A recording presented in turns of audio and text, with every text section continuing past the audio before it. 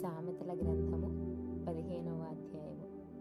మృదువైన మాట క్రోధమును చల్లార్చును, నొప్పించు మాట కోపమును రేపును.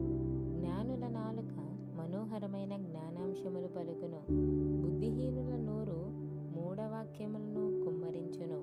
యెహోవా కన్నులు ప్రతి స్థలము మీద నుండును, చెడ్డవారిని మంచివారిని అవి చూచుచుండును. సాత్వికమైన నాలుక జీవవృక్షము, దానిలో కుటీలత ఉండిన ఎడల ఆత్మకు భంగము కలుగును. మూఢుడు తన తండ్రి చేయు శిక్షను తిరస్కరించును, గద్దింపునకు లోబడువాడు బుద్ధిమంతుడగును. నీతిమంతుని ఇల్లు గొప్ప ధననిధి, భక్తిహీనునికి కలుగు వచ్చుబడి శ్రమకు కారణము. జ్ఞానుల పెదవులు తెలివిని వెదజల్లును, బుద్ధిహీనుల మనసు స్థిరమైనది కాదు. భక్తిహీనులు అర్పించు బలులు యెహోవాకు హేయములు, యథార్థవంతుల ప్రార్థన ఆయనకు ఆనందకరము.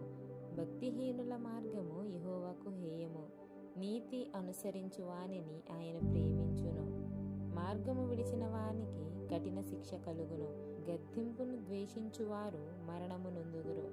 పాతాళమును అగాధ కూపమును యెహోవాకు కనబడుచున్నవి, నరుల హృదయములు మరి తేటగా ఆయనకు కనబడును గదా.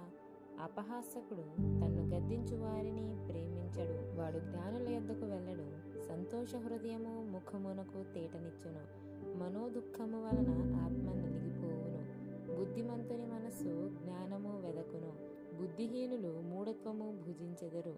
బాధపడు వాని దినములన్నీ శ్రమకరములు, సంతోష హృదయానికి నిత్యము విందు కలుగును. నెమ్మది లేకుండా విస్తారమైన ధనముండుట కంటే యెహోవా యందలి భయభక్తులతో కూడా కొంచెము కలిగి ఉండుట మేలు. పగవాని ఇంట క్రొవ్వెన ఎద్దు మాంసము తినుట కంటే ప్రేమగల చోట ఆకుకూరల భోజనము తినుట మేలు. కోపోద్రేకి అగువాడు కలహము రేపును, దీర్ఘశాంతుడు వివాదము నణిచివేయును. సోమరి మార్గము ముళ్ళ కంచె, యథార్థవంతుల త్రోవ రాజమార్గము. జ్ఞానము గల కుమారుడు తండ్రిని సంతోషపెట్టును, బుద్ధిహీనుడు తన తల్లిని తిరస్కరించును. బుద్ధి లేని వానికి మూఢత సంతోషకరము, వివేకము గలవాడు చక్కగా ప్రవర్తించును.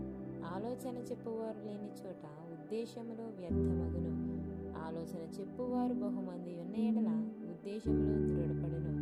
సరిగా ప్రత్యుత్తరమిచ్చిన వానికి దానివల్ల సంతోషము పుట్టును. సమయోచితమైన మాట ఎంత మనోహరము, క్రిందనున్న పాతాళమును తప్పించుకొనవలెనని బుద్ధిమంతుడు పరమునకు పోవు జీవమార్గమును నడుచుకొనును. గర్విష్ఠుల ఇల్లు యెహోవా పెరికివేయును, విధవరాలి పొలిమేరను ఆయన స్థాపించును. దురాలోచనలు యెహోవాకు హేయములు, దయగల మాటలు ఆయన దృష్టికి పవిత్రములు. లోభి తన ఇంటి వారిని బాధపెట్టును, లంచము నసహించుకొనువాడు బ్రతుకును.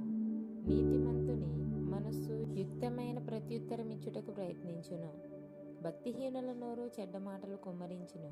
భక్తిహీనులకు యెహోవా దూరస్థుడు, నీతిమంతుల ప్రార్థన ఆయన అంగీకరించును. కన్నుల ప్రకాశము చూచుట హృదయమునకు సంతోషకరము, మంచి సమాచారము ఎముకలకు పుష్టి ఇచ్చును. జీవార్థమైన ఉపదేశమును అంగీకరించువానికి జ్ఞానుల సహవాసము లభించును. శిక్ష నొందనొల్లని వాడు తన ప్రాణమును తృణీకరించును, గద్దింపును వినువాడు వివేకి అగును. యెహోవా యందు భయభక్తులు కలిగి ఉండుట జ్ఞానాభ్యాసమునకు సాధనము, ఘనతకు ముందు వినయముండును.